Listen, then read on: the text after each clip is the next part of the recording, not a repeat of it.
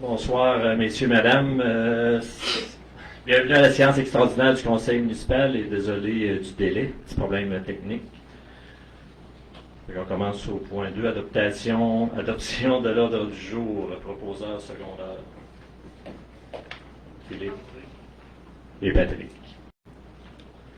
Point numéro 3, prévision budgétaire pour l'année 2024. Monsieur Bastien, s'il vous plaît. Oui, on est maintenant rendu à lancer les prévisions budgétaires pour l'année 2024. Alors, ce soir, on va adopter un budget de 4 909 272 $. C'est des augmentations des dépenses de 12,45 %. En gros, je vais juste faire la nomenclature des grands postes budgétaires. En admission générale, on a 942 475 $. Les écarts comparativement au budget de 2023, en gros, c'est la rémunération, l'augmentation de la rémunération de salaire des employés municipaux, l'augmentation de la rémunération du conseil municipal à la hauteur de l'IPC de septembre dernier, 3,8 %.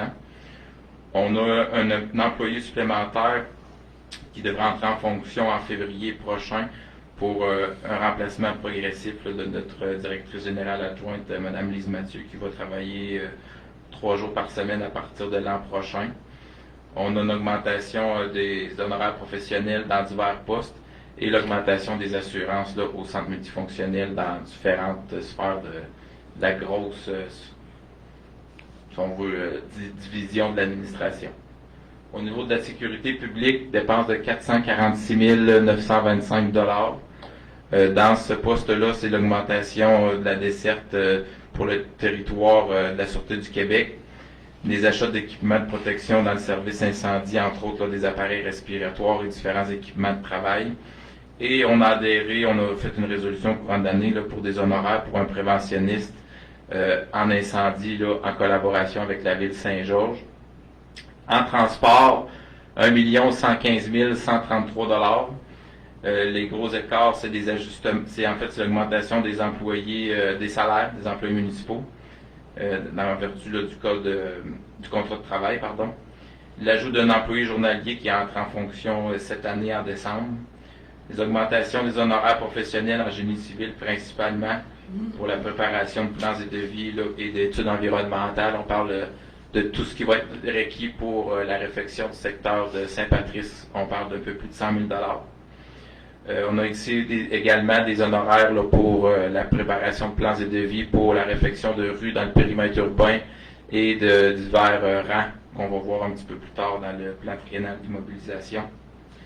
Les augmentations de dépenses aussi pour l'entretien et la réparation des rangs. On va parler de rechargement granulaire, réparation de ponts, achat de ponceaux et creusage de fossés. Des augmentations de dépenses dans le carburant, les frais pour le rapiéçage des rues, l'augmentation des dépenses pour les équipements roulants, on parle de camions, on parle de toute notre machinerie. Ça coûte de plus en plus cher à faire l'entretien. L'augmentation des dépenses pour un ponceau, j'en ai parlé, et des assurances des équipements, entre autres un nouveau camion qui va arriver au courant du début de l'année 2024. Santé et bien-être, on parle de 6 600 $, c'est les mêmes dépenses qui sont récurrentes à peu près à chaque année. En aménagement, urbanisme et développement, 187 200 $. En gros, ce qui fait la différence cette année, c'est le branchement du puits P1 en face de l'aréna. On l'avait prévu l'an passé, mais on n'a pas réalisé les travaux cette année. Ça va être une priorité 1 pour le début de la saison estivale. Une augmentation des dépenses pour de l'achat d'équipements et d'outils au niveau du traitement des eaux notamment. Des augmentations pour des services professionnels ingénieurs. Augmentation des dépenses pour les raccords en aqueduc et égouts. On a de plus en plus de demandes pour construction sur des terrains vacants. Parfois, il faut refaire certaines entrées, fait qu'on a des dépassements de coûts. On a augmenté les budgets pour l'année prochaine.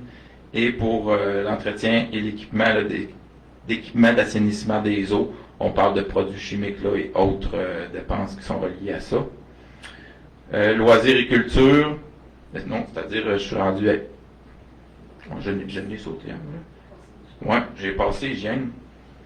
Je reprends avec aménagement, urbanisme et territoire. J'ai dit 187 200. En fait, c'est des augmentations de dépenses pour des études de caractérisation environnementale. Des augmentations de dépenses pour les honoraires professionnels et scientifiques, c'est principalement relié au fait qu'on n'a plus d'employés à l'interne. C'est maintenant une firme qui travaille avec nous pour l'émission des permis. Et on a adhéré là, pour pallier le manque d'heures au service d'inspection régionale de la MRC. Fait qu'il y a il y a des coûts reliés à ça. Augmentation des dépenses à l'escouade canine, là, le contrôle animalier, il y a des dépenses d'un peu plus de 7%. Et contribution développement résidentiel, là, c'est des aides qu'on fournit au niveau budget, notamment à Saint-Éphrem en action. Loisirs et culture, 704 800 $. C'est des ajustements pour les employés dans le cadre du contrat de travail. On a des ajouts d'employés à temps partiel au centre des loisirs. Des augmentations des dépenses pour l'entretien du bâtiment. On parle, entre autres, là, de la tour d'eau, des compresseurs, de la Zamboni et d'autres équipements d'entretien. On a de la consommation énergétique qui augmente aussi au centre des loisirs de Saint-Éphrem. On va travailler, entre autres, pour les faire diminuer, mais il y a des coûts d'électricité en surplus. Augmentation des dépenses pour le système de réfrigération et des dépenses supplémentaires aussi pour organiser des activités d'événements là, avec les services des loisirs et de la culture. On a également augmenté des dépenses là, pour le terrain de jeu parce qu'il s'est rendu maintenant une activité municipale. Les dettes à long terme, 387 889, ça c'est l'intérêt qu'on doit payer sur les règlements d'emprunt qu'on a encourus au courant de l'année. On sait qu'il y en a quand même plusieurs, fait que c'est une augmentation qui est assez considérable. Là, c'est tous les règlements d'emprunt qu'on a contractés au courant de l'année qu'on va payer des intérêts dès 2024. Ce qui fait un total de dépenses de 4 561 622. On a des remboursements aussi en capital de 347 650 $. Donc des dépenses pour un budget de 4 909 272. Au niveau des revenus, on n'affecte pas de surplus parce qu'on va avoir des revenus qui vont balancer le budget à 4 909 272. Au niveau des revenus sur la taxe valeur foncière, c'est le revenu principal de la municipalité au montant de 4 029 194. En paiement tenant lieu de taxe, 27 500, c'est eux qui sont comme exonérés, exemple de l'école, Poste Canada et ainsi de suite. Les transferts, 450 808, c'est les subventions. Services rendus, 308 770. Entre autres, quand on organise des activités, des événements et des jeux. Imposition de droit, 45 000. Amende et pénalité, 2 000 de la Cour municipale. Des intérêts quand les gens ne payent pas leur compte de taxes, 22 000 $. Et autres revenus, 20 000 $. Entre autres, c'est les activités, par exemple, les revenus qu'on fait avec la vente des pots de fleurs et autres activités diverses, pour un montant total de 4 909 272 $. Donc, c'est un budget qui est balancé, qui a été quand même très difficile à faire cette année parce qu'il y a eu beaucoup de changements. Et l'année 2024 va être une année avec certaines coupures budgétaires à travers tous les services. On a décidé de repousser différentes activités pour justement limiter la hausse des taxes. Par exemple, le sentier pédestre, la piste d'hébertisme va être retardée pour quelques années. On a aussi limité l'achat de certains équipements ou d'équipements divers là, au sein du service de sécurité incendie. Également, au niveau de la voirie, on a coupé certains projets pour en revenir finalement là, au service de base, à l'entretien qu'on a négligé dans le passé pour limiter justement là, les dépenses. Fait que ça va être une année vraiment où est-ce qu'on va entretenir et on va maintenir là, les services municipaux puis maintenir les actifs sans faire de grosses investissements qui vont être payés là, à même le budget municipal. Merci, M. Thibodeau. Ça me prendrait un proposeur secondaire, M. Philippe et Marie-Josée. Au point numéro 4, dépôt du plan triennal d'immobilisation 2024, 2025, 2026. Au niveau du plan triennal d'immobilisation, ce qu'on présente, c'est des investissements pour les 3 prochaines années là, qui sont prévus dans le cadre de nos travaux. Alors, la réflexion des conduites dans le secteur Saint-Patrice, c'est des travaux qui devraient se réaliser en 2025. C'est prévu aux alentours de 7 millions de $. Le développement en face de l'aréna, comme vous en avez déjà entendu parler, on va ajouter une rue avec un cercle au bout là, d'un rond de virage pour éventuellement permettre la construction de 3-6 logements et de 5 jumelés. C'est des travaux qui devraient se faire si toutes les autorisations sont obtenues en début d'année, dès l'année prochaine, en 2024. On va contracter un règlement d'emprunt pour ça. Les travaux sont estimés à 600 000 $. La construction de l'éco-centre qui a été retardée pour 2026, là, entre autres là, au niveau des coupures et restrictions budgétaires. Prolongement de la conduite d'égout sanitaire du rang 8 pour le développement fort qui est évalué à 2,2 millions de $. C'est conditionnel à l'acceptation du règlement d'emprunt et d'une entente avec les promoteurs. C'est la raison pour laquelle ça a été repoussé en 2026. Il n'y a pas d'entente actuellement avec les promoteurs. Pavage dans les rues de la municipalité, on a prévu 200 000 $ en 2026. On avait prévu 150 000 $ en 2025. Ça a été repoussé, notamment en raison là, des rues qui vont être faites dans le secteur de Saint-Patrice. On a l'achat d'un camion de voirie qui est prévu en 2025. On va lancer les appels d'offres l'année prochaine pour le renouvellement d'un deuxième camion. On va avoir l'achat d'une génératrice ici au centre multifonctionnel l'année prochaine qui devrait être contractée par règlement d'emprunt au montant de 125 000 $.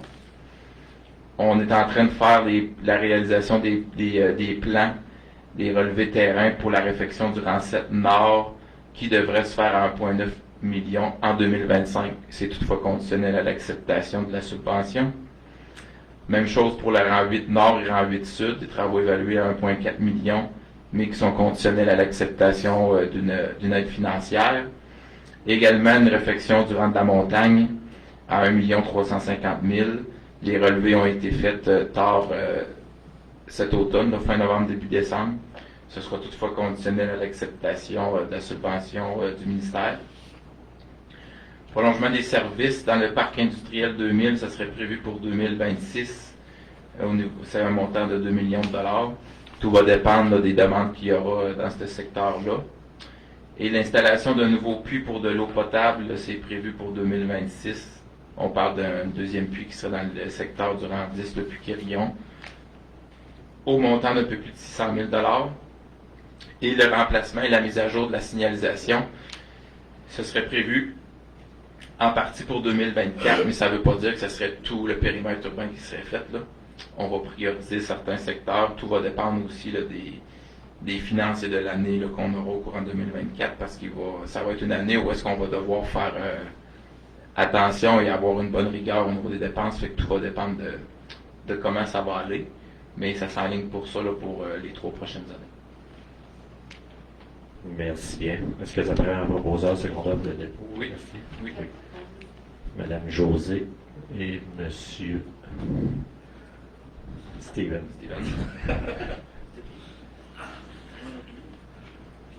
Pour la période de questions, dans le fond, c'est pour la séance du budget, c'est des questions qui sont uniquement reliées au niveau de ce qu'on vient de parler, là, qui touchent à même le budget.